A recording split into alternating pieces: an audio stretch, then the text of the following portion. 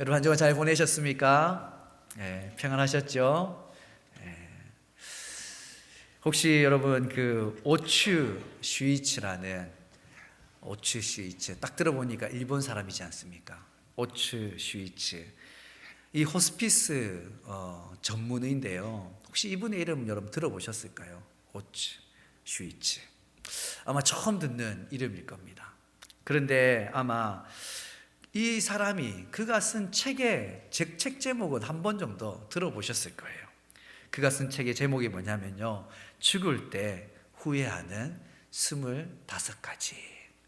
죽을 때 후회하는 25가지. 여러분 읽어보신 분들도 계실 겁니다. 죽음의 문턱에서 사람들은 무엇을 후회할까? 그 첫 번째가 뭐냐면요, 사랑하는 사람에게 고맙다는 말을 많이 했더라면. 여러분, 사랑하는 사람에게 고맙다 말하는 거 돈 드는 일이 아니거든요.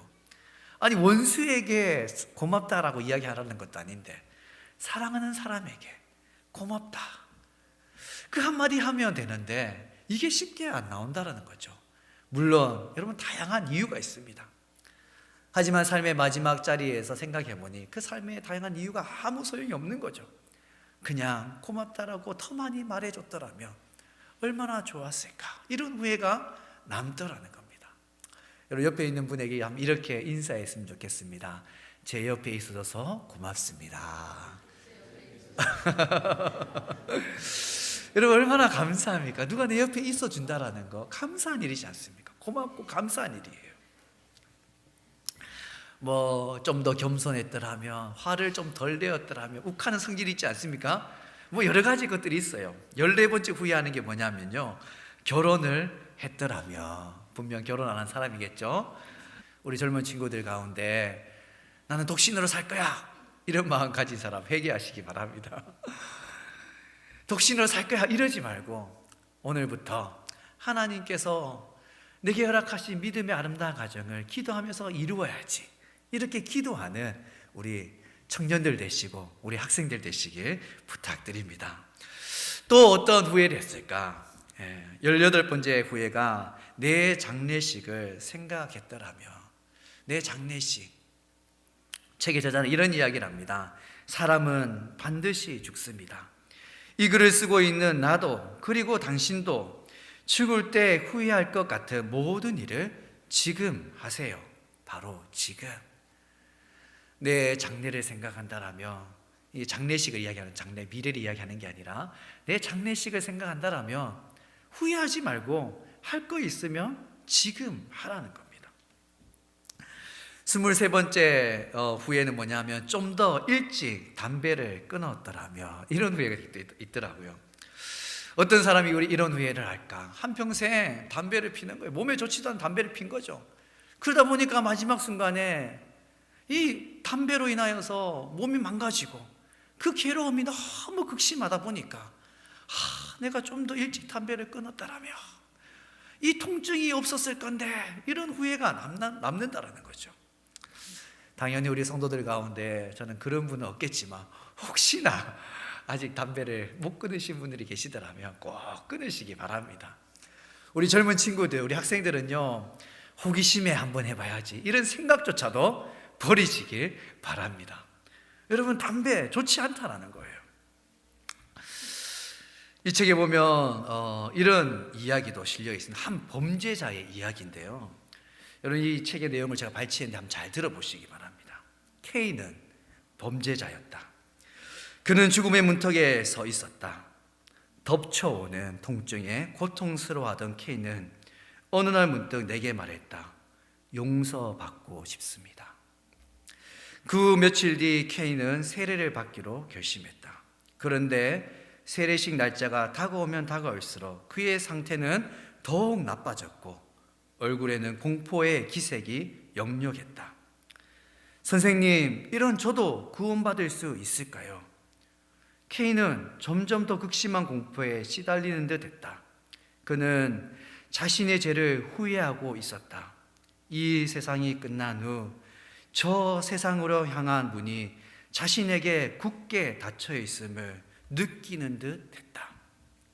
그리고 그제서야 자신이 저지른 죄의 무게를 깨닫는 동시에 후회로 번복된 공포를 체험하는 것 같았다.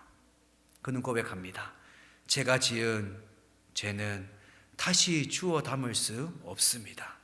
하지만 후회합니다. 후회하고 또 후회합니다. 저는 어떻게 해야 할까요? 드디어 세례식 당일이 되었다. 케인은 세례를 받는 순간 갑자기 그 자리에 털썩 주저앉아 무릎을 꿇었다. 그의 눈에서 눈물이 흘러내렸다. 그는 흐느끼기 시작했다. 어깨까지 점점 더 거세게 들썩거렸다.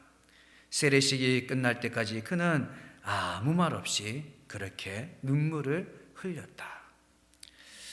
고통 속에 자신의 죄를 후회하며 눈물 흘렸던 한 범죄자의 이야기라. 여러분, 지은 죄는요 돌이킬 수가 없습니다. K가 감옥에서 형을 다 살고 나온다 하더라도 그것으로 지은 죄를 용서받을 수 없습니다. 이것이 바로 죄의 무게라는 거예요. 그러나 여러분, 정말 다행인 것은 K는 자신의 죄를 후회하고 있다는 겁니다. 자신의 죄를 뉘우치고 회개하고 세례를 받고 예수님을 영접하는 신앙 고백을 했다라는 거죠. 꿈 많던 10대, 20대 그 젊은 시절 잘못 살았지만 그 인생의 마지막 기회, 그 마지막 기회를 K는 놓치지 않았던 겁니다. 이 책의 내용 가운데 참 인상적인 이야기, 인상적인 후회가 뭐냐면요, 이런 후회도 있습니다. 내가 만약 신의 가르침을 알았다라면, 하나님을 알고 하나님에 대한 가르침을 내가 알았다면, 죽음 앞에 앞둔 사람들이 했던 그 25가지 후회 쭉 가만히 읽어보면요, 우리가 하나님의 존재를 알고 하나님 말씀대로 살아간다면 후회할 일이 없는 일들이었다는 거죠. 이런 이야기를 들으면 많은 경우 사람들이 진지하게 자신의 삶을 돌아보게 됩니다. 그리고 어떤 사람들은요, 그래, 이런 이야기 들어도 나와는 상관없는 일이야, 이렇게 무시해버리는 사람들도 있습니다. 오늘 우리가 함께 나눌 말씀은 하나님을 떠난 인생, 그 하나님을 떠난 인생의 결말이 어떠한지를 보여주는 말씀입니다. 하나님 백성이라면 누구나 진지하게 마음에 새겨야 될 말씀이라는 거죠. 1절 말씀 우리 같이 한번 보겠습니다. 오라, 우리가 여호와께 돌아가자. 여호와께서 우리를 찢으셨으나 도로 낫게 하실 것이요 우리를 치셨으나 싸매어 주실 것임이라. 아멘. 1절 말씀에 호세아 선지자는 하나님 백성들에게 후회하지 말고 우리 함께 하나님께 돌아가자, 이렇게 말씀하고 있습니다. 여호와께 돌아간다, 이 말씀은 지금 이스라엘 백성들의 그 상태가 하나님을 떠나 있다라는 이런 뜻이지 않습니까? 그 결과 여호와께서 그들을 찢으셨고 그들을 치셨다라고 말씀하고 있습니다. 이런 정말 안타까운 일이라는 거죠. 여러분, 우리 하나님이 어디 성질이 고약한 하나님이십니까? 아니지 않습니까? 우리가 믿는 하나님은 자비롭고 은혜롭고 노하기를 더디하시는 하나님이십니다. 결국 갑자기 하나님께서 자기 백성 이스라엘 백성을 찢으시고 치신 것이 아니라는 거죠. 왜 하나님께서 하나님 백성을, 자기 백성을 찢으시고 치셨을까? 이 질문에 답을 찾기 위해서 호세아가 선지자의 일했던 그 시대적 상황을 우리 좀 이해할 필요가 있습니다. 호세아 1장 1절 말씀인데 여러분 잘 보시기 바랍니다. 호세아 1장 1절 말씀. 우시야와 요담과 아하스와 히스기야가 이어 유다 왕이 된 시대, 곧 요아스의 아들 여로보암이 이스라엘 왕이 된 시대에 부에리의 아들 호세아에게 임한 여호와의 말씀이니라. 아멘. 호세아는 북이스라엘에서 활동했던 선지자입니다. 호세아에게 하나님 말씀이 임한 그때 북이스라엘은 여로보암이 왕이 된 시대라고 말씀하고 있습니다. 이 시대, 이 북이스라엘은 여로보암 시대에 역사상 가장 최고의 황금기를 맞이하게 되죠. 이스라엘 역사의 가장 황금기를 맞이한 그 번영의 시대, 이 번영은 곧 사치와 타락으로 이어졌으며 결국 여로보암 왕이 죽고 나서 북이스라엘은 급속도로 쇠락하다가 결국은 722년, 주전 722년 아수르 제국에서 완전히 멸망해 버린다는 거죠. 북이스라엘 역사상 최고의 전성기를 맞이했던 그 시절, 그 시대적 상황이 호세아 13장 6절 말씀에 그대로 반영이 되어 있습니다. 여러분 호세아 13장 6절 말씀 보시기 바랍니다. 그들이 먹여준 대로 배가 불렀고 배가 부르니 그들의 마음이 교만하여 이로 말미암아 나를 잊었느니라. 이런 말씀 한번 잘 보시기 바랍니다. 그들이 먹여준 대로 어떻게 했다고요? 배가 불렀다라는 거예요. 하나님이 북이스라엘에 최고의 전성기를 허락해 줬더니 그들이 배가 부른 거죠. 여러분 굶주린 사람이 없다라는 것은 큰 축복이고 감사할 일이지 않습니까? 그런데 이스라엘 백성들의 모습을 보시기 바랍니다. 분명 하나님께서 그들의 배부르게 먹게 하셨는데 하나님 백성들이 배가 부르니까 교만해져서 결국 그들을 부유하게 하신 그 하나님을 버렸다라는 거죠. 배가 부르다. 여러분 결국 이 말씀은요 부족함이 없다라는 겁니다. 의식주 문제가 다 해결되고 나니까 하나님을 찾을 일도 사라져 버린 겁니다. 여러분 우리는 이런 말씀 보면 스스로를 돌아볼 수 있어야 됩니다. 여러분 물론 저도 예외가 아니겠죠. 여러분 당장 집에 큰 일이 생겼다라고 여러분 한번 생각해 보시기 바랍니다. 그 일이 정말 하나님의 은혜가 아니면은 하나님의 도움이 아니면은 해결되지 않는 일이라면 여러분 어떻게 하시겠습니까?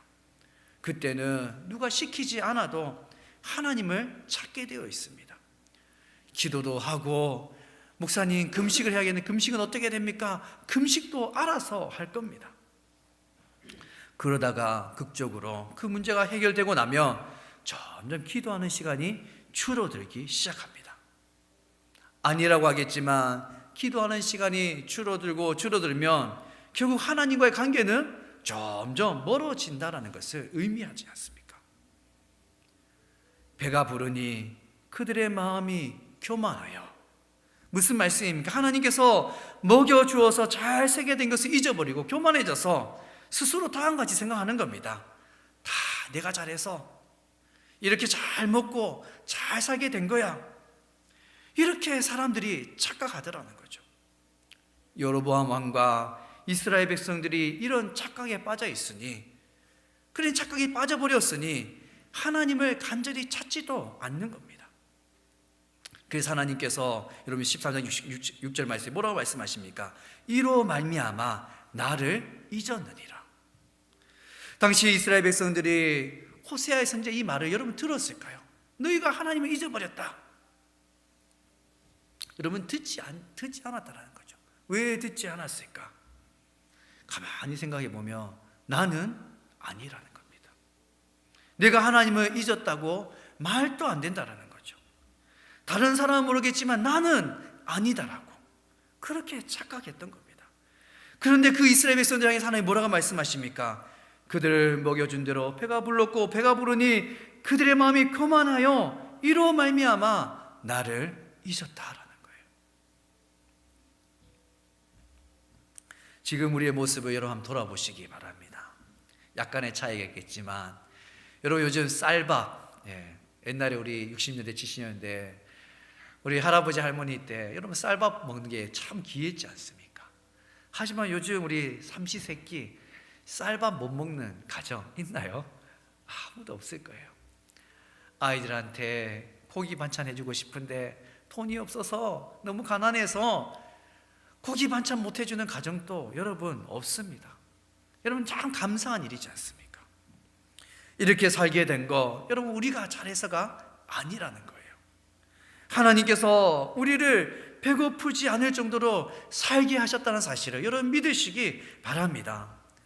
한국에서 여러분 한국을 떠나서 여러분 캐나다에서 여러분 10년, 20년 그 시간들을 보내며 영주권 받고 시민권 받고 여러분 안정된 노후까지 보장된다라면 여러분, 이게 우리가 잘해서 그런 것이 아니라 이 또한 하나님의 은혜라는 거죠.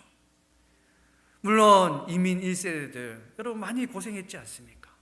그래도 자녀들이 좋은 대학 가고 좋은 직장에 취직해서 반듯하게 결혼해가지고 잘 살고 있는 모습 보면 여러분, 이 모든 것들이 하나님께서 하신 일이라는 사실을 우리는 절대 잊어서는 안 된다는 거예요. 이것을 알고 여러분, 이것을 우리가 믿는다라면 우리가 하나님을 멀리할 수 있을까? 하나님을 잊을 수 있을까? 이스라엘 백성들의 모습을 여러분 한번 보시기 바랍니다. 하나님께서 먹여주셔서 잘 살게 되자 그들은 하나님을 잊어버렸습니다.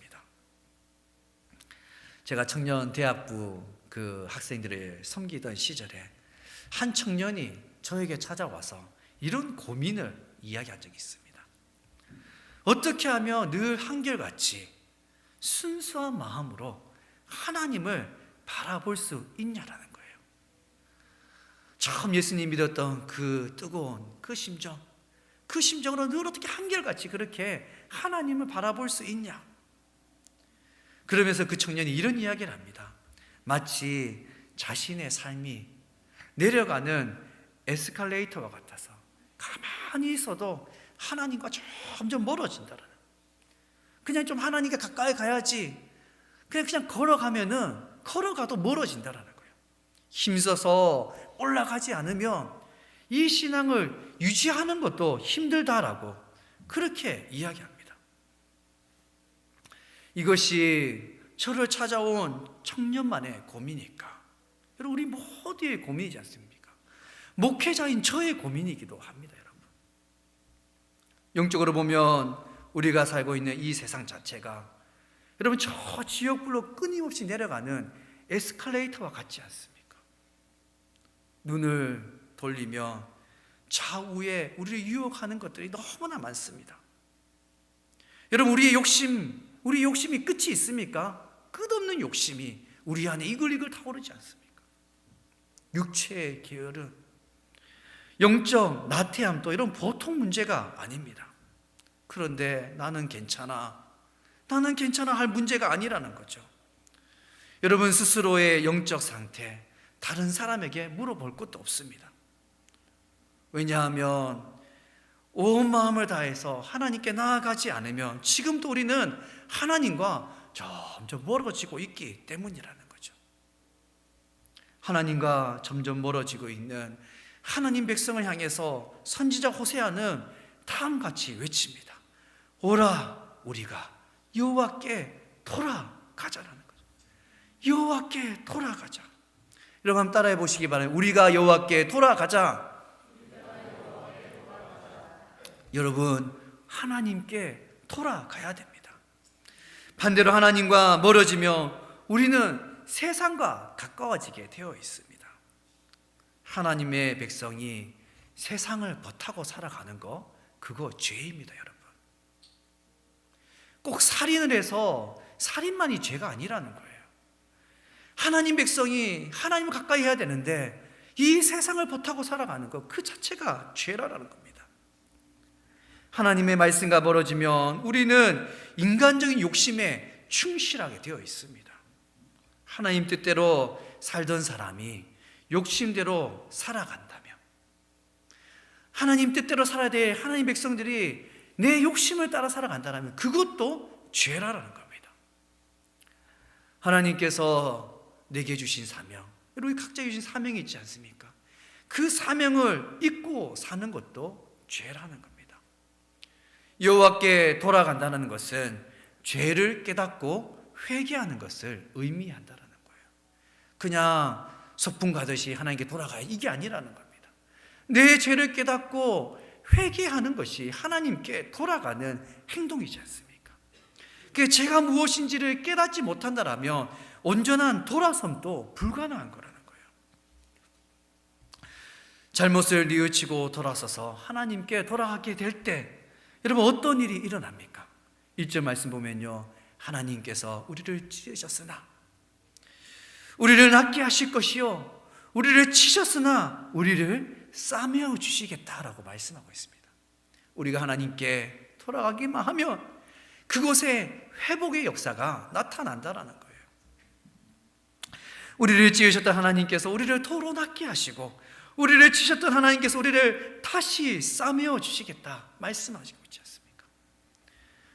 회개는 회복의 역사로, 그리고 회복의 역사는 여러분 다시 부흥의 역사로 이어지게 되어 있습니다. 그리고 2절 말씀 우리 같이 한번 2절 말씀 같이 보겠습니다. 여호와께서 이틀 후에 우리를 살리시며 셋째 날에 우리를 일으키시리니 우리가 그 앞에서 살리라. 아멘. 여러분 따라해 보시겠어요? 우리가 그의 앞에서 살리라. 여러분, 우리가 살 길은, 멸망길을 향하던 이스라엘 백성들이 다시 살 길은 하나님께로 돌아가는 길밖에 없다라는 거예요. 우리가 그의 앞에서 다시 살게 될 것이다. 회복의 역사는 다시 살게 되는 역사로, 곧 부흥의 역사로 이어지게 되어 있다는 거예요. 부흥의 역사. 여러분, 부흥, 영어로 리바이벌. 이 영어의 리바이벌이 라틴어 다시, 라틴어 바이브, 살아나다. 이 단어가 합성되어서 리바이벌, 다시 살게 되는 게 부흥이라는 겁니다. 여러분, 오늘 제목을 여러분 한번 따라해 보시면, 당신은 무엇을 남길 것인가? 여러분, 무엇을 남기겠습니까? 안타깝게도 결국 주전 722년 북이스라엘은 회복과 부흥의 기회를 놓쳐버리고 완전히 멸망해 버렸습니다. 회복과 부흥의 역사가 아닌 멸망의 역사를 그들은 남겼다라는 거예요. 여러분, 그 시대의 상황을 한번 잘 되돌려 보시기 바랍니다. 그 시대적 상황. 이런 부모 세대가 잘못해가지고, 부모 세대가 회복과 부흥의 역사를 써가야 되는데 멸망의 역사를 써내려갔기 때문에 그 다음 세대들은 나라 잃은 아픔 가운데 태어나서 나라 잃은 슬픔 가운데 살게 되었다라는 거예요. 그럼 얼마나 부끄러운 역사를 그들이 남겼습니까? 회복과 부흥의 역사를 꿈꾸며 호세아는 계속해서 하나님의 백성들에게 다음과 같이 외치고 있습니다. 여러분, 3절 말씀 우리 같이 같이 보겠습니다. 그러므로 우리가 여호와를 알자, 힘써 여호와를 알자. 그의 나타나심은 새벽빛같이 어김없나니 비와 같이 땅을 적시는 늦은 비와 같이 우리에게 임하시리라 하니라. 아멘. 힘써 여호와를 알자. 하나님과 멀어지면요, 하나님을 알 수가 없습니다. 반대로 하나님께 돌아가면, 하나님께 가까이 나아가면 하나님을 알아가게 되어 있다는 거예요. 그런데 오늘 말씀 보면요, 하나님을 알아가는데 힘을 쓰라고 말씀하고 있습니다. 여기서 힘써, 이 히브리어 단어로 라다프, 이 라다프가 가진 진짜 의미는 추적하다, 뒤따르다, 이런 의미를 가지고 있다는 거죠. 힘써 하나님을 알자. 이 말씀의 의미는 그래서 추적하듯이 하나님의 뒤를 따라가라라는 말씀이라는 거예요.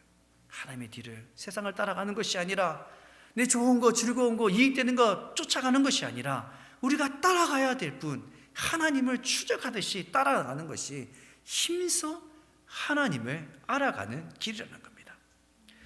그때 우리는 하나님의 나타나심을 여러분 경험하게 될 것입니다.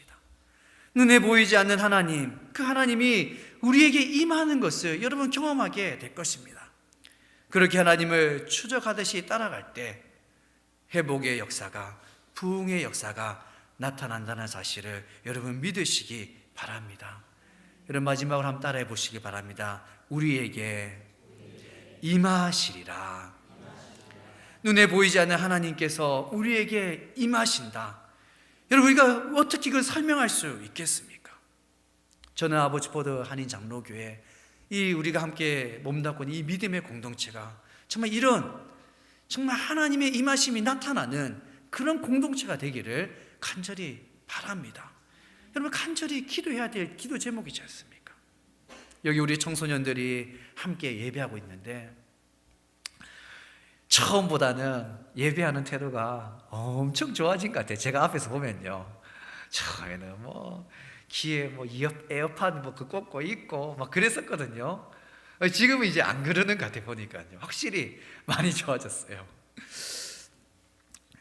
여러분, 이들 가운데, 여러분 우리 청소년들 가운데 여호와 하나님만이 유일한 하나님이시다, 이것을 믿는 학생들이, 친구들이 몇 명이나 될까요? 성경 말씀이 정말 유일한 진리의 말씀이다, 이것을 믿는 친구들이 여러분 이 가운데 몇 명이나 될까? 여러분, 천지 창조도 설명이 안 되는데 예수님만이 유일한 구원자다, 여러분 이 사실을 믿는 친구가 이곳에 몇 명이나 있을까요? 자녀를 키우는 부모들, 자녀를 바라보면서 여기 계신 부모님들 가운데 여러분 이런 거 생각하며 애타는 마음을 가지신 분들 계실 것 같아요.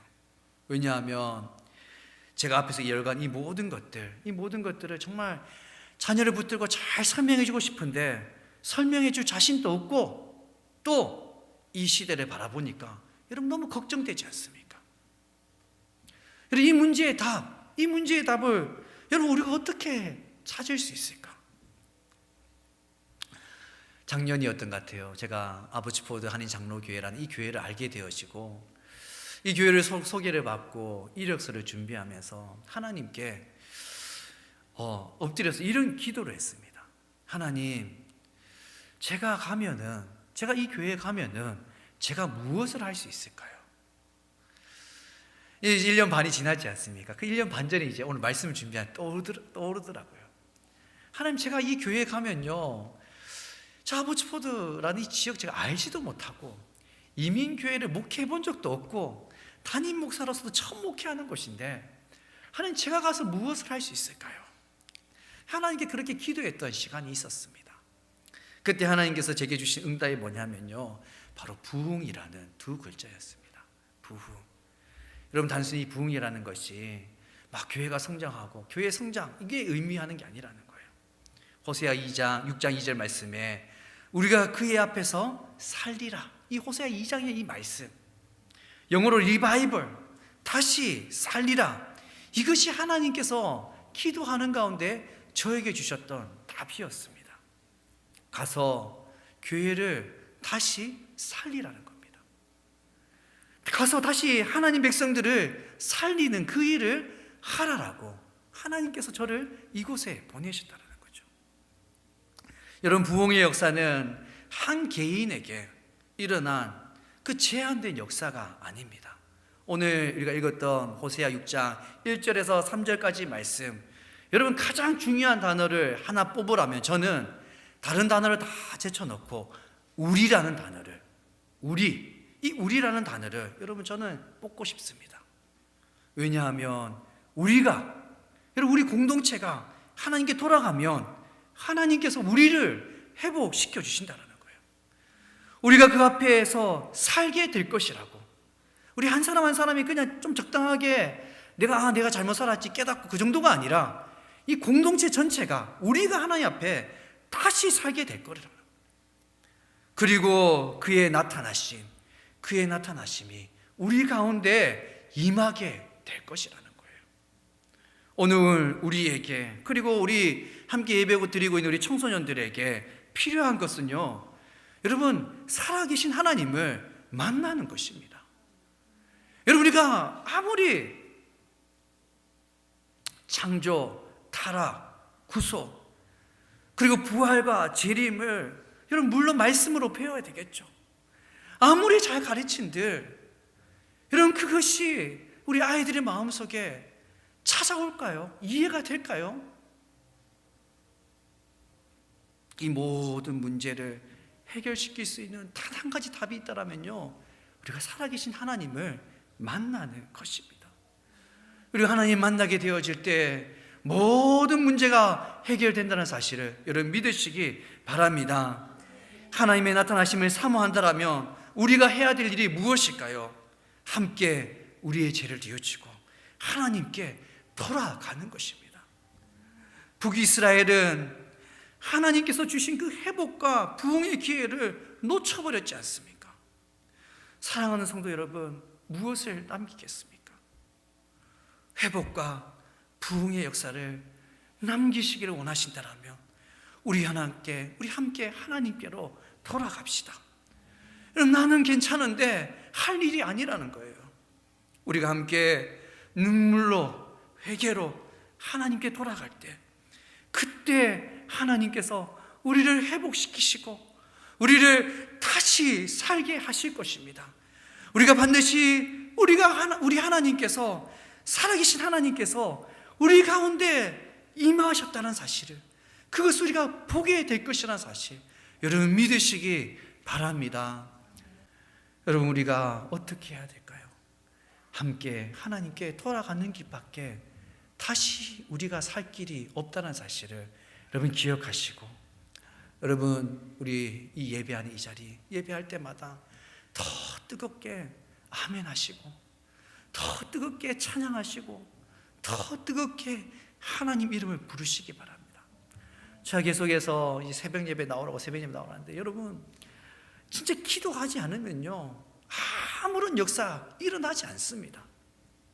우리가 함께 기도해야 될 때가 바로 지금이라는 사실, 나중에 여러분 후회하면서 인생을 끝낼 것이 아니라 다시 정말 하나님께 지금 이때를 놓치지 않고 하나님께로 돌아감으로 말미암아서 우리 가운데 살아계신 하나님, 우리 시대에 정말 회복의 역사가, 부흥의 역사가, 하나님이 우리의 삶 가운데 정말 생생히 살아서 역사하시고 임재하시는 그 역사가 우리 가운데 나타나기를 간절히 바랍니다.